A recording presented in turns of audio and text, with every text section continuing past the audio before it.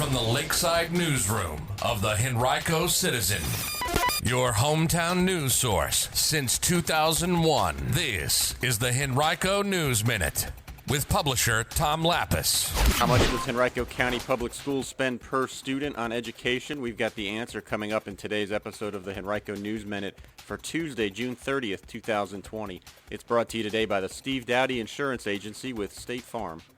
And now for the news. Henrico County Public Schools spent less per pupil on education at each of its 67 schools during the 2018-19 school year than did an average school in Virginia, according to data released on Friday by the Virginia Department of Education. Overall, the county's average per pupil expenditure of $9,382 was nearly $2,200 less than the state average of $11,560 per student. Sanston Elementary at $11,242 was tops on Henrico's list, while Short Pump Elementary at just over $8,000 was last. All expenditures that are directly related to the provision of educational services to students are included in the data, according to the VDOE. Henrico has more than 51,500 public school students. The county spent slightly less per student than Chesterfield County at $94.56, Hanover County at $97.94, and Richmond City at $12,386. The Henrico schools at which the school system spent the most money per student are mostly in Eastern Henrico. The system spent more than $10,000 per pupil at 14 schools in all, 11 of them in Eastern Henrico, 2 in the West End, and 1 in Northern Henrico. With a few exceptions, the numbers largely reflect a higher financial investment in the schools that serve a higher percentage of at-risk students and schools working to earn full accreditation or keep it.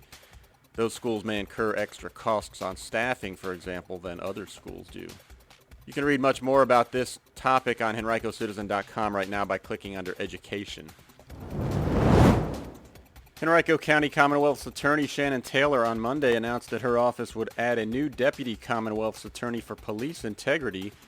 The new attorney will review police use of force accusations brought forward by the public, police personnel, and alternative law enforcement agencies, according to the job description. He or she also will investigate and review body-worn camera footage from use of force complaints, and working with Taylor will help determine whether charges are appropriate. The new attorney also will serve as the point of contact for the public, proactively reaching out to the community to learn about concerns with policing and to meet with anyone who wants to provide evidence of law enforcement misconduct.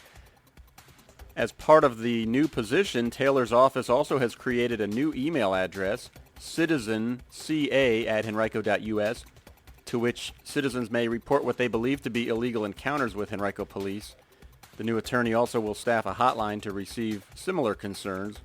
Taylor said, quote, "This new position in my office will ensure that Henricoans can feel confident that if any encounters with police seem wrong and not lawful, the Commonwealth's Attorney's Office will intervene," end quote. The Henrico County Board of Supervisors is seeking input from citizens about the possible creation of a civilian review board for the Henrico Division of Police.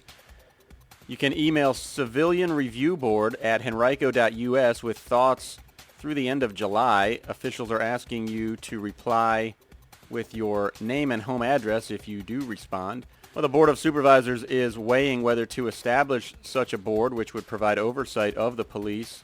The idea first was proposed by Varina District Supervisor Tyrone Nelson earlier this month, and the 4 other supervisors on the board told the Citizen earlier this month that they either support the general idea or are open to more discussion about it.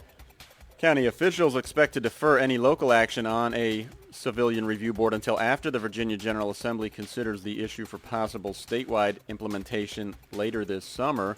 They're also anticipating the public feedback they receive will help shape discussions with the county's delegation to the General Assembly.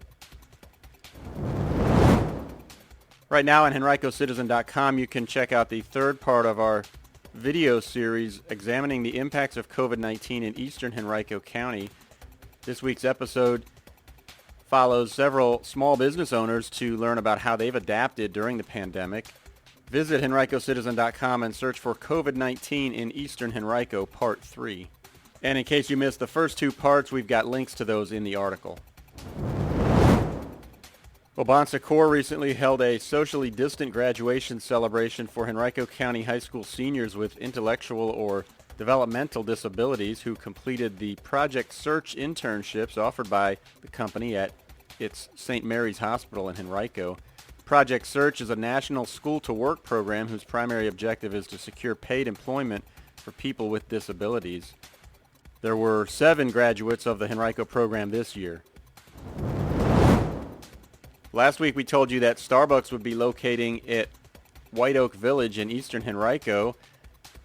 Now the company has also announced that it will be leasing a 2,200 square foot space in Western Henrico at the Tuckernuck Square Shopping Center at 9004 West Broad Street. No word on when the location will open.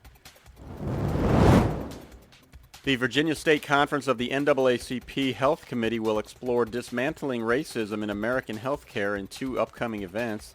The first is scheduled for July 2nd. It's called A Cure for Racism in America's Health System, and will feature a conversation with Dana Bowen Matthew, the Dean of the George Washington Law School and founder of 2 legal advocacy groups that remove barriers to equitable health care delivery, and also the author of Just Medicine, A Cure for Racial Inequity in American Healthcare.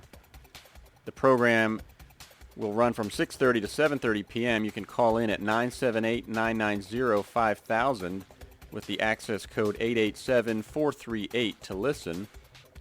A subsequent event will take place August 4th featuring State Senator Joe Morrissey and Health Policy and Research Manager for the NAACP, Francis Weeks.